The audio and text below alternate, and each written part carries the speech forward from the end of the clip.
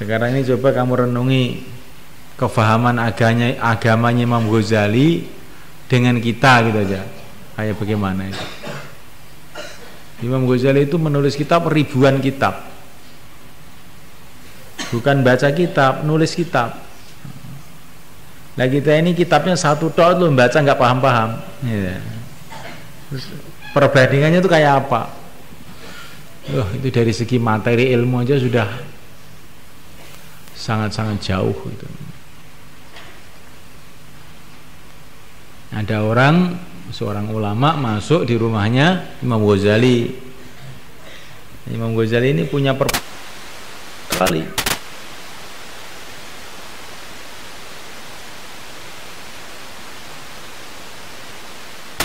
Ulama tadi mengatakan ayyuhal faqih, nah, kepada Imam Ghazali tadi, hei orangnya ahli fikih. Maka Imam Ghazali itu marah-marah, kamu kok manggil saya ahli fikih itu gimana? Saya ini bukan ahli fikih, saya ini imamnya ahli fikih, kata Imam Ghazali. Kamu tahu kitab ini semua? Tahu.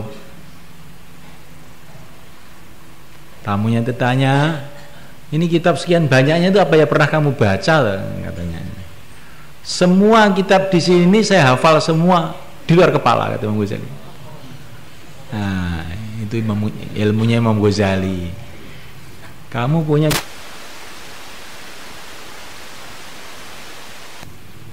apalagi kok hafal. Ya enggak? Wong kawaid iklal aja belum hafal-hafal sampai sekarang. Dihafalin ya.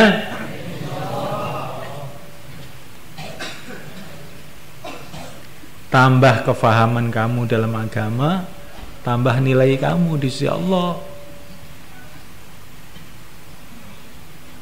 Kalau di dunia ini ya kelihatannya kayak sama aja, lain. Nanti sholat kamu 2 rakaat jadi lebih mahal dari beribu-ribu rakaat orang yang tidak punya kefahaman seperti kamu. Tapi kefahaman ini bukan berarti hanya kefahaman fikih loh. Fikih itu kan masih kefahaman dohir, kefahaman rohani, takutnya pada Allah, cintanya kepada Allah, zuhudnya di dunia, rindunya kepada akhirat itu.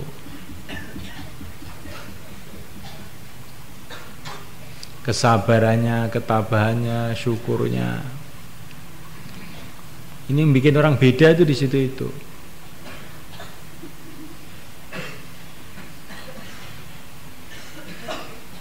Yang membuat kita beda dengan orang-orang dulu, beda dengan wali-wali Allah dulu. Itu bukan sholatnya. Sholatnya sama aja dengan kamu, tapi sikap hatinya dalam sholat itu beda. Itu sifat hatinya itu yang beda.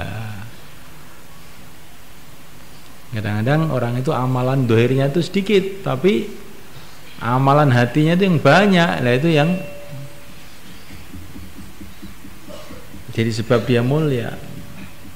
Seperti ceritanya Sa'ad bin Abi Waqqas, ketika dikatakan sama Nabi, oh, ini ahli surga, ini ahli surga, ini ahli surga. Kemudian Abdullah bin Amr nginep di rumahnya Sa'ad ini. Amalannya apa toh? Ternyata malam itu tidak bangun beliau nih, cuman membolak-balikkan badan sambil zikir, la ilaha illallah, tidur lagi, cuman gitu ada.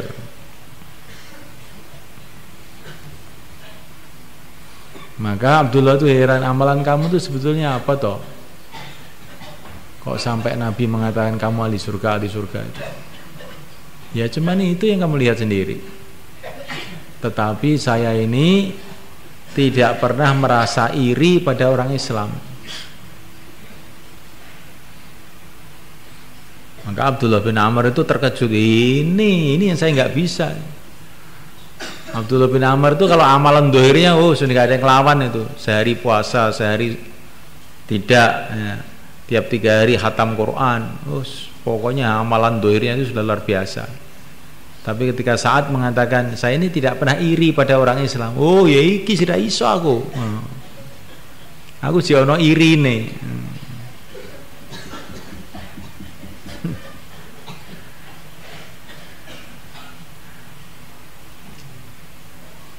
Masuk asyarah mubasyarah bil jannah,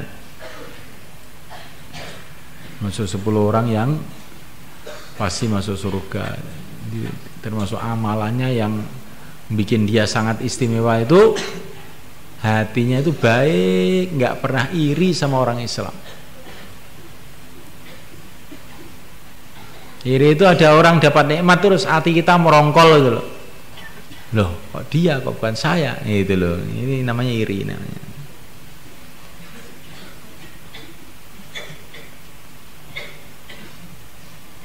Terus ditambahi, kok dia, kok bukan saya? Semoga hilang dari dia, ngalih ke saya. Atau hilang gitu aja, tabrak mobil juga sudah. Semoga-moga umurnya jodoh wong kuwi ngono tok.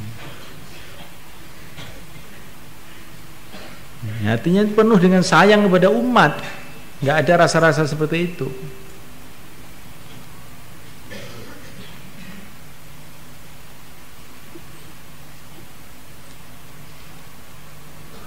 Kita belajar insyaallah ya. Dan di hati itu jangan ada jahatnya itu, ingin keburukan untuk orang Islam itu loh.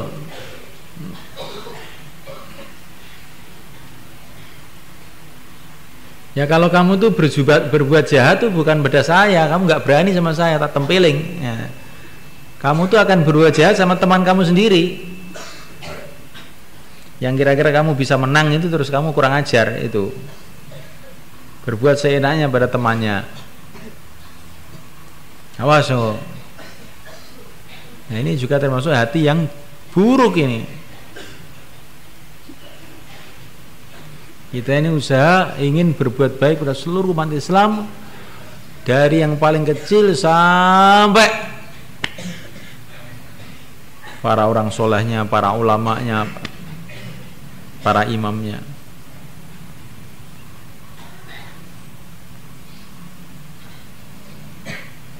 Karena orang itu kalau iri ya, ingin berbuat jahat sama orang Islam, itu sama saja dengan dia itu tidak rela dengan pengaturan Allah, pembagian Allah. Allah itu sudah membagi orang, sebagian begini, sebagian begitu. Terus kamu itu merasa nggak enak itu dengan pembagian itu. Berarti kan kamu itu sebenarnya protes sama Tuhan namanya. Maka hancurlah orang seperti itu. Orang itu kalau ada orang mulia itu terus doa wala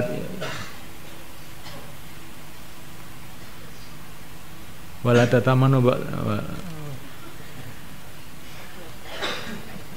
ma faddala ba'du abad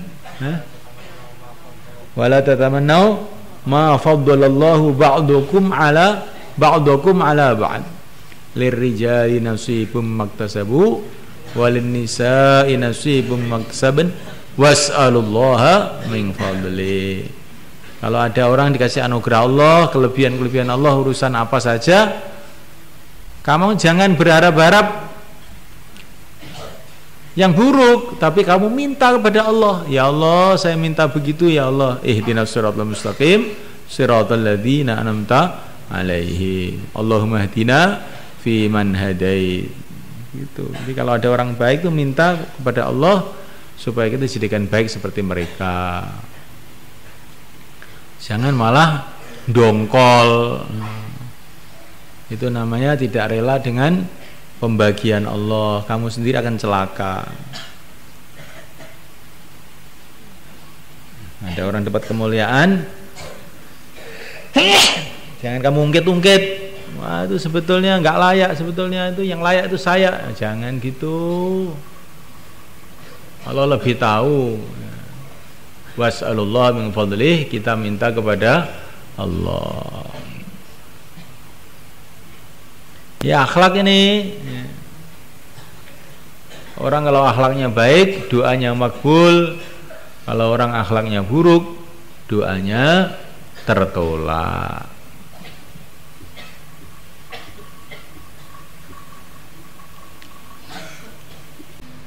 Wa Nabi Dzar radhiyallahu ta'ala anhu qala li, berkata kepada aku Rasulullah sallallahu alaihi wasallam, "Unzur, lihatlah, arfa rajulin, orang yang paling mulia fil masjid, di dalam masjid."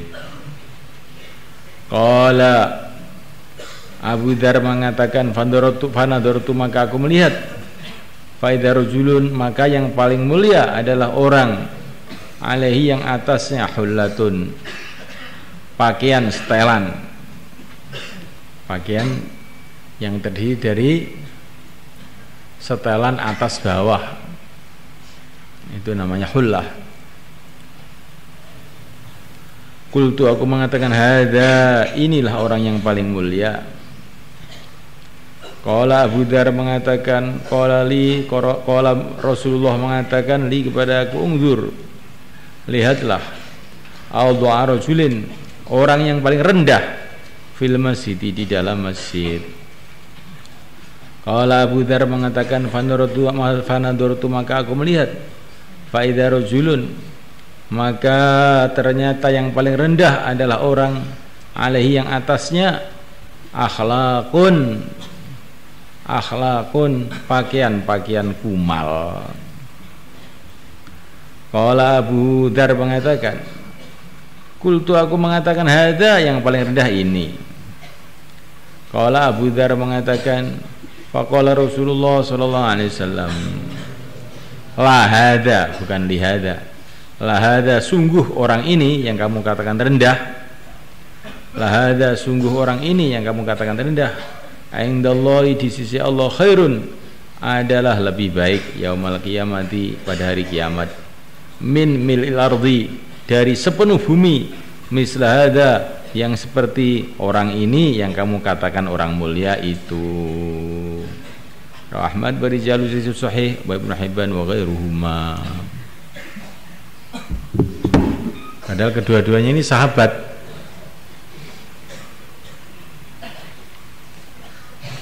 Nabi mengatakan kepada Abu Dzar, lihatlah orang di masjid yang paling mulia siapa? Ada orang yang pakaiannya bagus, setelan.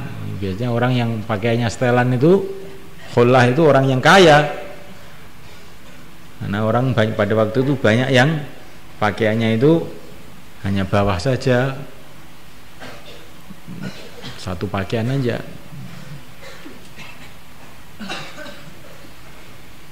Sarung dengan rida. Khullah itu pakaian yang terdiri dari sarung, kain sarung, tapi nggak pakai jahitan, kain sarung, kain yang untuk kayak orang ihram gitu itu, dan rida itu untuk selimut atas, dan itu biasanya warnanya itu serupa, bawah hijau ya atas hijau, coraknya pun serupa, itu namanya khullah. Pokoknya pakaian yang sudah mewah lah saat itu. Ini yang paling mulia ya Rasulullah. Lihatlah ya Abu Dzar, orang yang paling rendah di masjid itu. Ada orang yang pakaiannya kumal. Ini ya Rasulullah. Maka Nabi mengatakan, orang yang kamu katakan rendah ini lebih baik pada hari kiamat daripada sepenuh bumi orang yang kamu katakan mulia itu.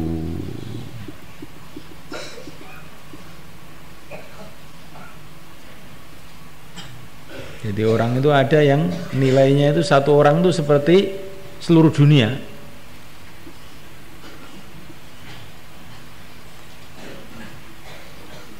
Maka dalam satu hadis dikatakan 2 rakaat dari orang yang alim, yang zuhud, tidak tertarik dengan dunia, lebih baik daripada ibadahnya seluruh orang ibadah seluruh dunia sampai kiamat. Artinya Abdullah bin Mas'ud, rakaatani min alimin zahidin khairun min ibadatil muta'abbidin ila akhir dahr. Atau kama qala Rasulullah sallallahu alaihi wasallam.